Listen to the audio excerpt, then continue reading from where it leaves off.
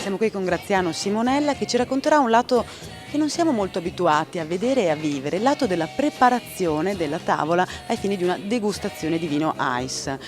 Ci può raccontare cosa c'è dietro? Io ho visto proprio una tecnica affinata, corde, addirittura centimetri presi in considerazione al millimetro. Ci può parlare di questo aspetto? Sì, diciamo che questo è l'aspetto coreografico, scenografico della degustazione, che qui è stato portato proprio all'estremo proprio della ricerca della perfezione dell'allineamento, della mise en place, dei bicchieri, del tovagliato, in modo che anche le righe delle tovaglie fossero tutte secondo la stessa visuale, quindi dall'entrata si deve avere un'immediata impressione di un qualcosa di perfettamente organizzato.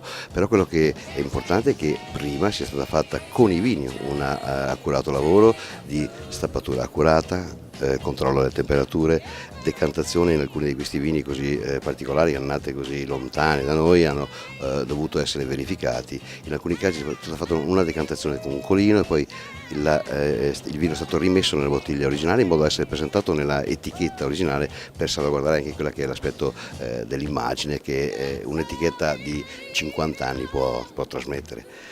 Quindi accuratezza nella preparazione dei vini che vengono serviti, ma anche accuratezza in quello che è poi quello che accoglierà i vini durante il servizio, quindi i calici e tutta la coreografia del servizio, le entrate, le uscite, fatte a tempi ben scanditi e con grande professionalità dei nostri ragazzi. D'altronde l'attenzione ai dettagli è quello che fa la differenza tra vera bellezza e semplice estetica.